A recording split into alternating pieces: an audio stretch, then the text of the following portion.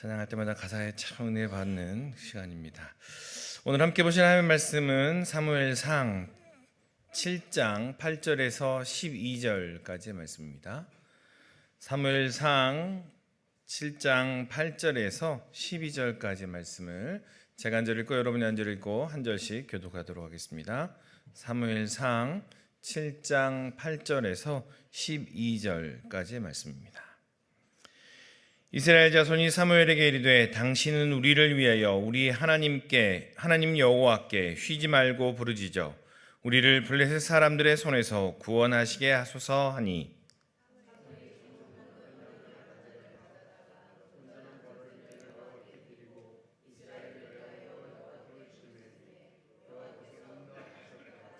사무엘이 번제를 드릴 때 블레셋 사람이 이스라엘과 싸우려고 가까이 오매 그날에 여호와께서 블레셋 사람에게 큰 우레를 발하여 그들을 어지럽게 하시니 그들이 이스라엘 앞에 패한지라.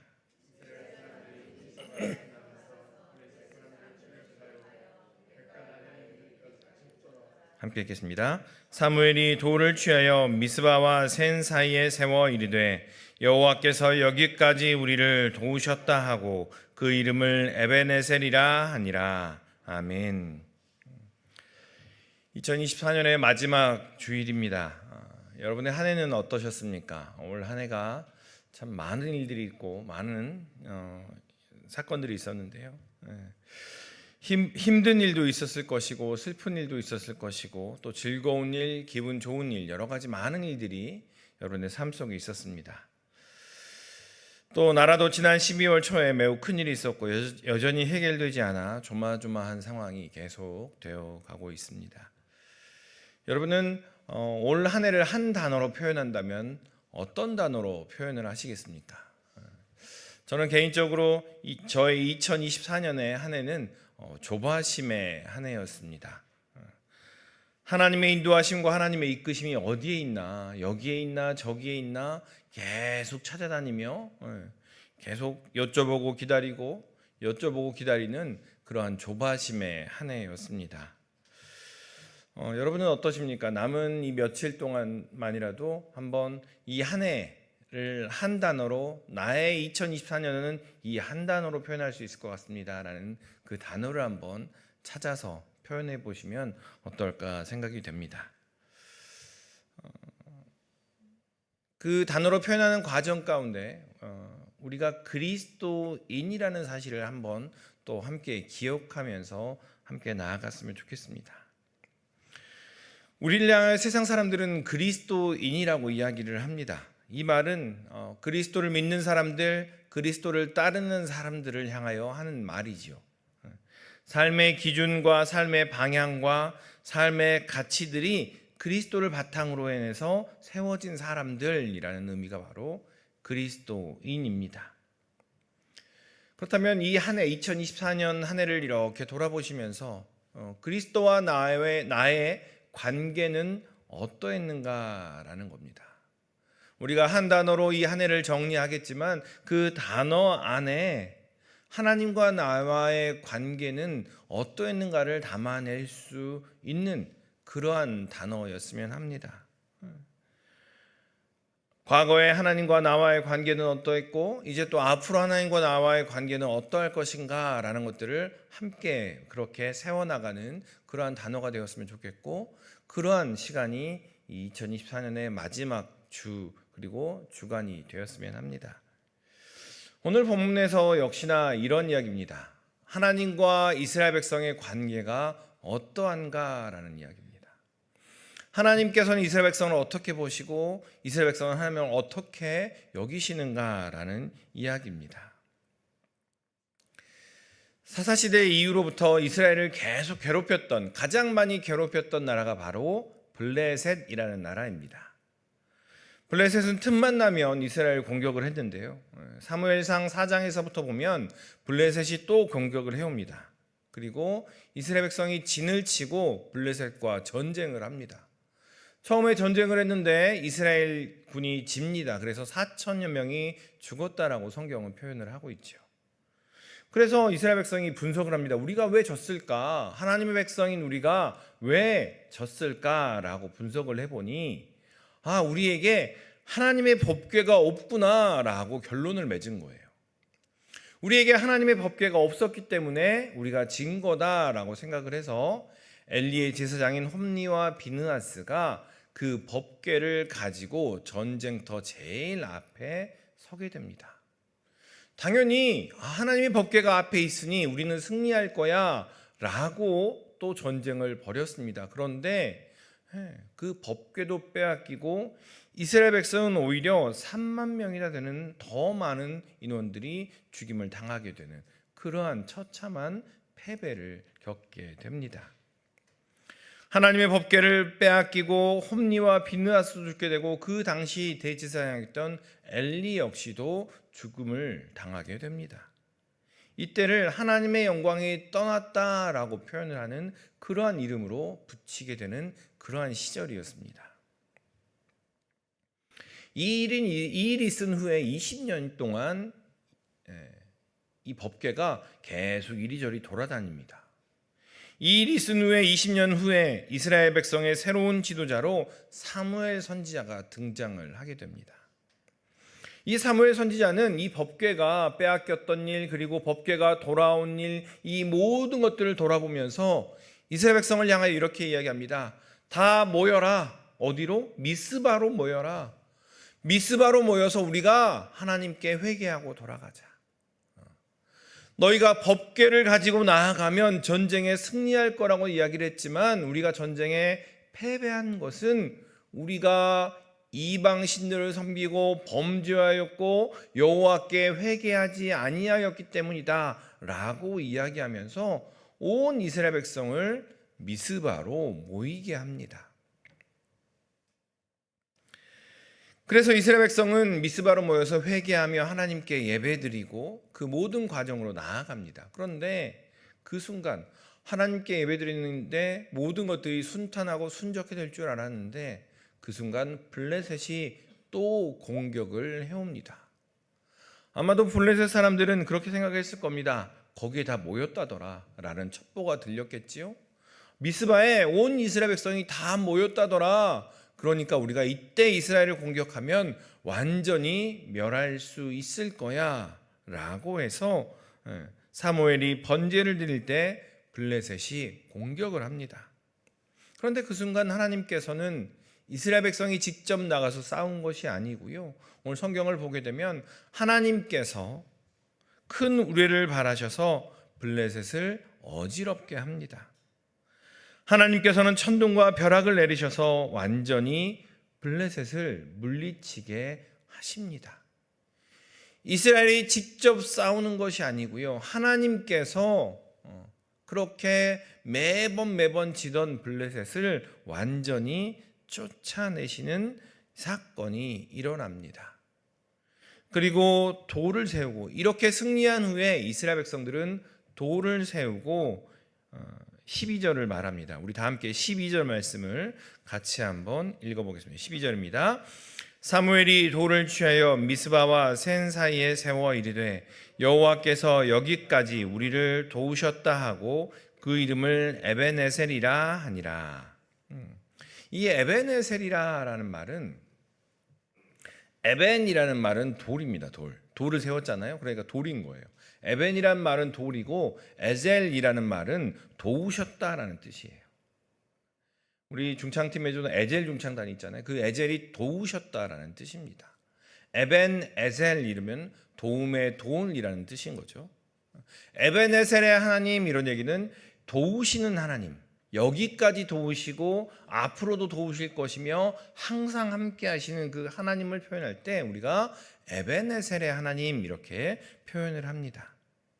여기까지 우리의 도움이 되셔서 인도하셨구나. 하나님께서 여기까지 이렇게까지 우리를 도우셨다라는 표현이 바로 이 에벤에셀입니다. 2024년은 마지막 주일을 우리가 보내고 있습니다. 여러분에게는 어떠한 하나님의 도우심이 있으셨습니까? 여러분에게는 나에게 있어서 이러한 기념비적인 사건이 있었어. 이것이 바로 나의 에벤에셀이야. 이것이 바로 나의 하나님의 도우심이야 라는 사건이 어떠한 사건이 있으셨습니까? 그 사건을 기억하면서 더 함께 말씀을 보겠습니다. 하나님은 계속해서, 하나님은 이제까지, 지금까지, 이 순간까지 하나님께서는 계속 우리를 인도하셨습니다. 이스라엘 백성이 계속 블레셋과 전쟁을 합니다. 그들이 전쟁할 때 하나님께서는 그들과 함께 하셨습니다. 그들이 승리할 때만 함께 하신 것이 아니고요. 그들이 패할 때에도, 심지어 그들이 패할 때에도 하나님께서는 그들과 이스라엘 백성과 함께 하셨습니다. 그런데 이스라엘 백성은 우리가 전쟁에 패한 것은 법궤가 없어서 그래 라고 이야기를 합니다. 이스라엘 백성은 전쟁에 패할 때마다 뭔가 상징물을 찾습니다. 전쟁에 패하고 실패할 때마다 내가 이것을 잘못했기 때문에 어떤 상징이 없어서 우리가 패한 거야 라고 이야기를 하더라라는 거죠. 함께 하시는 하나님을 알지 못하고 그저 법궤가 없어서 패했다라고 이스라엘 백성은 생각을 합니다. 그래서 거룩한 성소에 있어야 할 법궤를 들고서 전쟁터로 가지고 가더라는 거죠. 그래서 법궤를 가져왔는데 오히려 법궤도 빼앗기고 더 많은 사람들이 죽임을 당하게 됩니다. 하나님을 법궤로 상징 지을 수는 있습니다. 하나님의 법궤에 말씀이 담겨 있고 모세의 쌍난 지팡이가 담겨 있고 만나가 담겨 있기 때문에 여기에 하나님의 임재가 있습니다라고 상징적으로 하나님을 표현할 수도 있습니다. 그런데 법궤가 하나님 전부를 묘사할 수 있지는 않습니다. 법궤 자체가 갔으니 하나님께서 가신 거야 라고 말할 수 없더라라는 거죠. 여러분, 여기 계신 우리 어머니들은 대부분 요즘에는 참 애 낳고 키우기가 쉬워라고 이야기하실 것 같아요. 수년 전부터 출산을 장려한다고 여러 가지 정책들이 계속해서 정부에서 이야기되어집니다. 애를 낳으면 얼마를 준다더라, 애를 낳으면 어떻게 한다더라, 여러 가지 많은 이야기들이 있죠. 재정 지원을 한다고 하고 키울 수 있도록 이렇게 서비스를 하겠다라고 이야기를 하고 출산 후에 남편까지도 뭐 이렇게 휴가를 더 이렇게 하겠다, 여러 가지 많은 정책들이 나오고 있습니다. 그런데 이 이야기를 들려줄 때마다 2030의 젊은이들은 약간의 썩소를 보냅니다. 냉소적인 반응을 보내지요. 그런 얘기하면은 우리 어른들은 이렇게 얘기하죠. 애 낳기 좋은 때야. 왜 애를 안 낳니라고 이야기를 하겠지만, 그런데 왜 다를까? 어른들은 그렇게 이야기하지만 젊은이들은 전혀 다른 반응을 보입니다. 왜 그럴까 생각을 해보면 정부에서 그 원인을 엉뚱한 데서 찾더라는 거예요. 이렇게 많이 뒤져보니까 시대의 흐름들이 있더라는 거예요. 사람 내 삶이 중요한 거예요. 젊은 사람들은 내 삶의 가치관들, 그리고 아이를 낳고 이후에도 내 삶이 어떻게 될 것인가, 이런 것들이 더 중요하고 어디서 어떻게 살아가는가라는 것들이 중요한데, 오히려 정부에서 내놓는 정책들은 굉장히 단편적인 이야기들만 하더라라는 거죠. 그래서 오히려 그런 얘기를 합니다. 이런 정책들이 더 스트레스를 주더라는 거예요. 애를 꼭 낳아야 될 것 같고, 그렇게 해야만 뭔가 바른 것 같고, 이런 더 스트레스를 주는 그러한 반응으로 나타나기도 합니다. 우리가 어떠한 일들이 일어났을 때 원인을 잘못 찾으면요, 원인을 찾는다고 애를 쓰지만, 물론 그 과정 가운데 있겠지만 원인을 잘못 찾으면, 원인을 제대로 찾지 못한 채 열심히 하면 할수록 오히려 더 큰 차이를 만들게 되고 오히려 더 많은 괴리감을 두게 됩니다. 블레셋과 전쟁을 할 때, 아니 그 이전부터 하나님의 관심은 어디 있었냐면요, 하나님께서 함께 하심을 알고 있느냐라는 이야기예요. 법궤가 어디로 갔느냐라는 것보다는 하나님께서 너희를 지키시는 분이냐, 너희는 내 백성이냐, 나는 너희의 하나님이냐라는 것을 인정하며 살아가고 있는가라는 의미를 하나님께서는 더 염두에 두셨다라는 겁니다. 어쩌면 전쟁은 중요한 것이 아닐 수 있었습니다. 이스라엘 백성의 삶에서 하나님이 중요한 거야 라는 이야기를 계속 하고 있는 거죠. 그런데 이 홈리와 비느하스라는 제사장의 두 아들이 원인이 바로 법궤입니다 라고 해서 다른 곳에 찾게 되니 법궤도 잊어버리고 더 많은 이들이 죽임을 당하게 된 채 더 방황하는 그러한 일들이 일어나게 되었다라는 겁니다. 우리는 한번 생각해 보았으면 합니다. 올 한 해, 성공했습니다. 올 한 해는 성공적인 한 해였어요 라고 이야기할 수 있는 사람도 있겠지만, 올 한 해는 정말 우울한 한 해였어요 라고 이야기하는 분도 계실 겁니다. 성공한 한 해였습니다 라고 이야기하니 하나님께서 함께 하신 겁니다 라고 이야기할 수 있을까? 실패했습니다 라고 했다고 해서 하나님이 떠나셨느냐라는 이야기라는 거죠.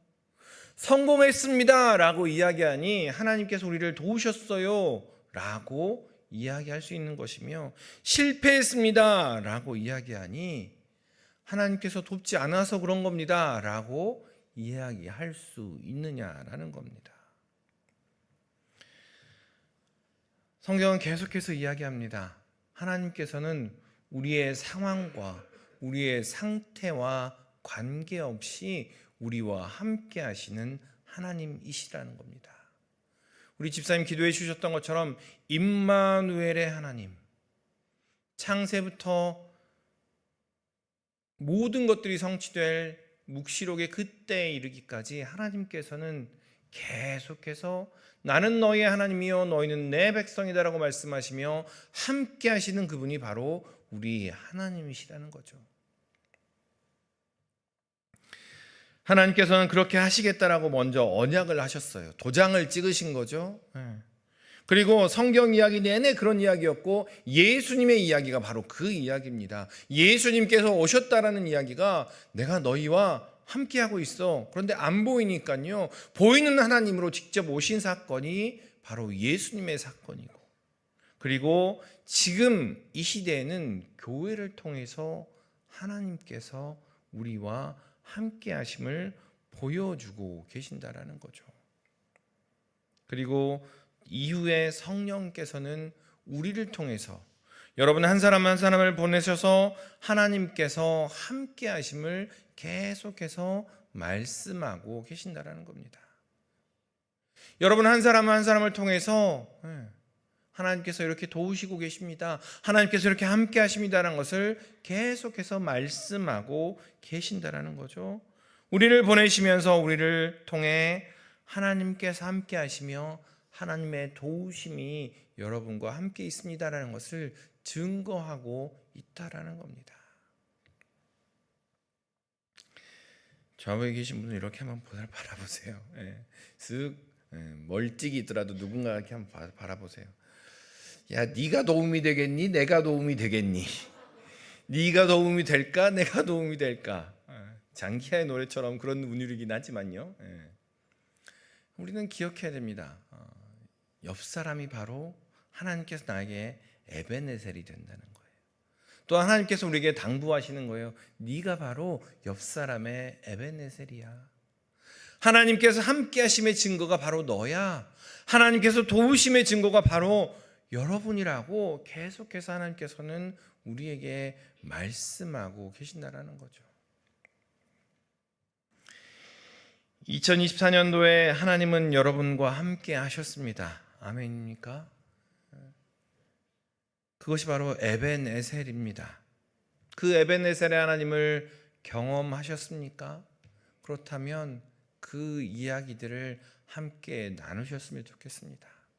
한 해 동안 주식을 했는데 이렇게 됐어, 투자를 했는데 이렇게 됐어. 물론 그런 얘기도 중요하지요. 그런데 하나님께서 이렇게 나와 함께 하셨어. 하나님께서 사람들은 다 안쓰럽다고 이야기하는데 내 마음에 하나님께서 이렇게 응답해 주셨어.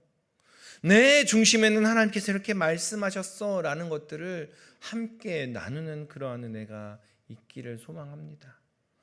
혹시나 그 에베네셀의 하나님을 경험하지는 못하셨습니까? 그렇다면 그럼에도 불구하고 계속해서 성경이 말씀하시는 임마누엘의 하나님, 여전히 함께 하시며 여전히 우리와 호흡하시는 그 하나님을 믿으시며 나아가시는 그러한 은혜가 우리 모든 믿음의 식구들 가운데 있기를 주님의 이름으로 축원합니다. 우리 좌우에 계신 분 바라보면서 당신이 에베네셀입니다 인사하겠습니다.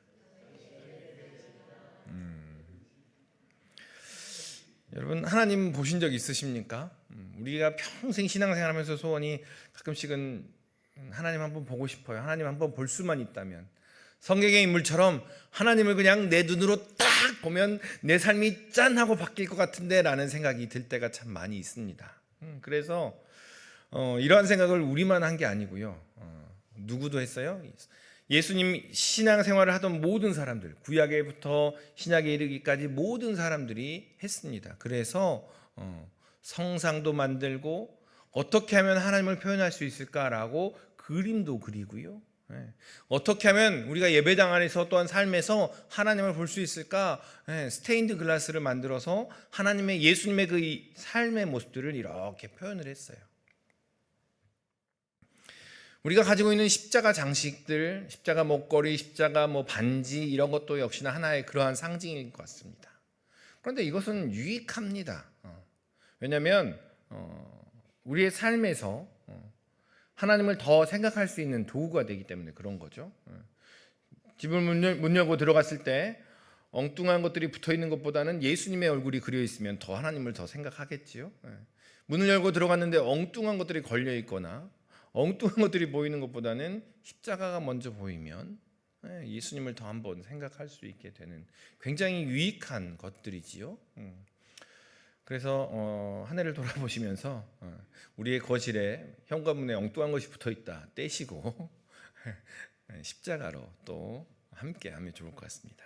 그런데 하나님을 대신하면서 걸어놓는 것들이 있더라는 거예요.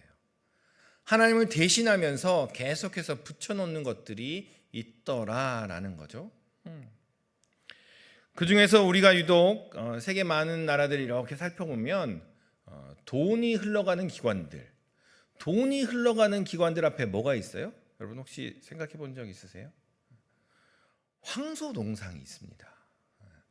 월스트리트 그 거리 한복판에 그 황소동상이 있고요. 그리고 우리 여의도에 있는 한국거래소에 보면 그 안에도 황소동상이 있어요. 그리고 우리가 너무나 잘 아는 것처럼 이스라엘 백성이 출애굽할 때 모세가 십계명 돌판을 받으러 갈 때 뭘 만들었죠? 금송아지를 만들고서 이것이 너희를 인도한 여호와다라고 이야기를 합니다. 세상은요 계속해서 하나님 아닌 다른 것들을 상징으로 내놓습니다. 그리고 이게 너희를 인도한 하나님이야, 이게 이만큼 하나님만큼 힘이 있는 거야 라고 하나님 대신으로 다른 것들을 눈에 보이는 것들, 만져지는 것들로 계속 우리를 미혹하게 하더라라는 거죠. 그것을 눈에 직접 보면서 이게 앞으로도 너희를 인도해 줄 거야 라고 이야기를 하는 겁니다. 이것이 너희의 미래를 보장해 줄 거야 라는 이야기로 그러한 것들을 계속 보이는 것, 만져지는 것, 그런 것들을 만들어 내는 것이 세상이 그렇게 우리를 하더라라는 거죠. 이 에베네셀의 하나님은 과거의 하나님만은 의미하지 않습니다. 돌을 이렇게 세우고서 하나님께서 여기까지만 인도하셨어 라고 끝내면 그냥 과거의 하나님이겠지요. 그런데 그 이후에 계속해서 하나님께서 함께 하심의 이야기를 계속해서 증거하고 있습니다. 블레셋에 있던 여호와의 궤는 하나님께서 이스라엘로 다시 돌려보내십니다. 그리고 그 궤가 있던 20년 동안 그저 그곳에 놓이게 됩니다. 그런데 이스라엘 백성이 이 사무엘이 말을 합니다. 이방신들을 제하고 여호와만을 섬기자라고 이야기하며 미스바에 모이게 되죠. 미스바에 모여서 금식하며 기도하자. 그러니까 이 모든 일들이 잘 될 것처럼. 여러분 우리가 미스바 성이라는 말 많이 들으시잖아요. 그런 얘기 들으면 왜 미스바를 이야기했는지 아시겠지요? 빼앗겼던 법궤를 되찾고 블레셋을 물리치는 사건이 바로 미스바에서 일어났던 때문입니다.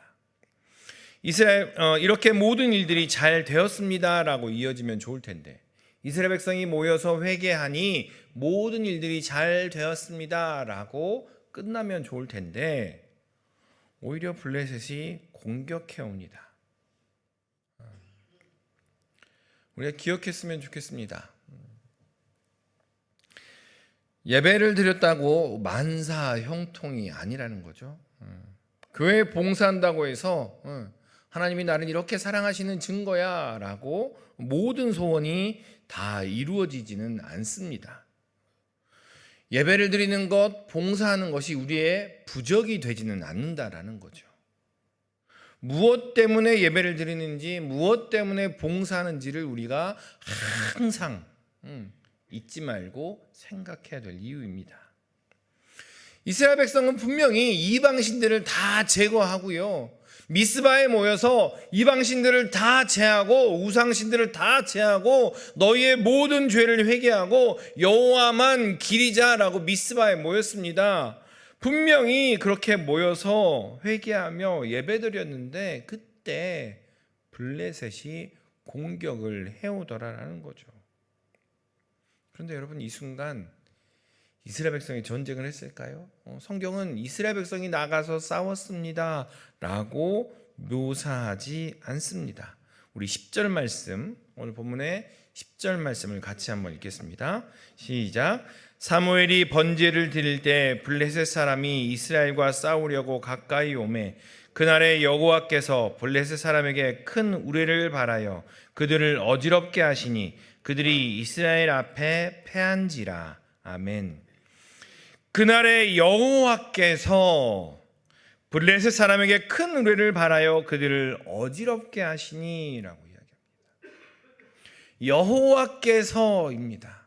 우리는 성경을 볼 때마다 동그라미를 치셔야 돼요. 여호와께서 이렇게 행하셨습니다. 여호와께서 움직이셨습니다. 여호와께서 말씀하셨습니다. 성경은요, 여호와께서 행하심의 그 이야기입니다. 여호와께서 블레셋 사람에게 큰 우레를 발하심에라고 이야기합니다. 예배 드리는 그 순간, 회개하며 고백하는 그 순간 여호와께서 움직이기 시작하시더라. 여호와께서 블레셋 백성들을 멸하기 시작하시더라라는 겁니다. 믿으십니까?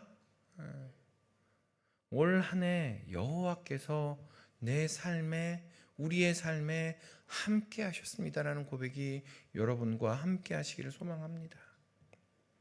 예배에 참석한다고 해서, 봉사한다고 해서 모든 것이 형통하지는 않습니다. 그러나 그렇게 행할 때, 예배 드리려 애쓰고 봉사하려고 애쓰며 함께 신앙을 나누려고 애쓸 때에 우리가 하나님의 은혜의 장중에 머물게 되더라라는 거예요.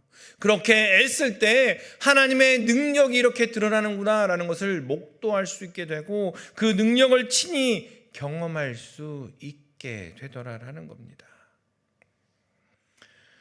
우리가 무너지고 흩어지면 블레셋은 공격하지 않습니다. 왜냐하면 알아서 무너질 거니까요. 알아서 흩어질 거니까 블레셋은 공격하지 않습니다. 그러나 우리가 모이게 되고 우리가 함께 예배하게 되고 우리가 함께 회개하게 되면 블레셋은 계속해서 우리를 공격하더라라는 거죠.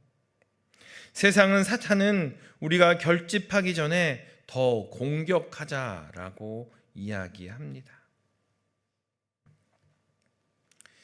2024년이 바로 그러한 시기였으면 좋겠습니다. 이제 며칠 남은 2024년 동안 돌아보면서 하나님께서 우리를 여기까지 인도하셨습니다.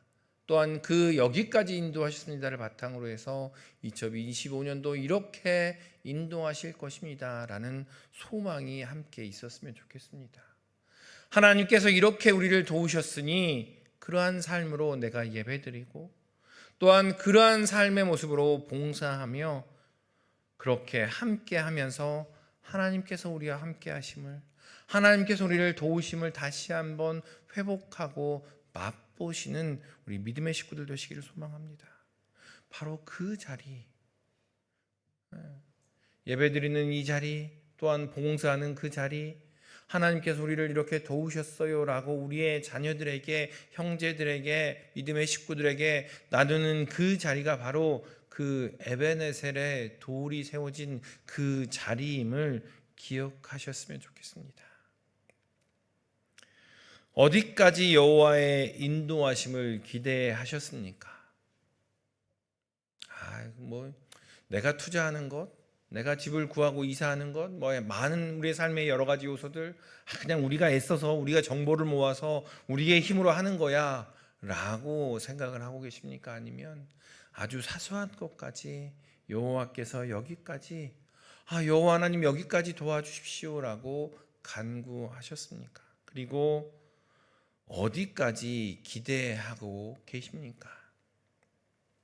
그 영역을 넓혀가는 것이 우리의 신앙의 정도입니다. 올해의 에베네셀의 하나님께 감사드리고 내년에 에베네셀의 하나님을 기대하시는 우리 모든 믿음의 식구들 되셨으면 좋겠습니다. 그 에베네셀의 하나님과 함께 남은 올해를 보내고 또한 다가오는 새해를 맞이하면서 우리의 마음 가운데 기대로 함께 여호와와 시간을 보내는 우리 믿음의 식구들 되시기를 주님의 이름으로 축원합니다. 기도하겠습니다. 사랑의 아버지 하나님, 우리는 많은 것들을 찾습니다. 우리의 미래를, 우리의 현실을 돌파할 것들을 찾아갑니다. 그러한 것들을 찾기 전에 앞서 우리와 함께 하시는 여호와 하나님, 우리를 붙들어 주시는 하나님, 우리의 도움이 되시는 여호와 하나님을 찾게 하시고 그 하나님을 기억하며 그 하나님과 함께 머무는 우리의 삶이 되도록 인도하여 주시옵소서. 감사드리며 이 모든 말씀 예수님의 이름으로 기도드리옵나이다. 아멘. 말씀을 생각하면서 함께 찬송가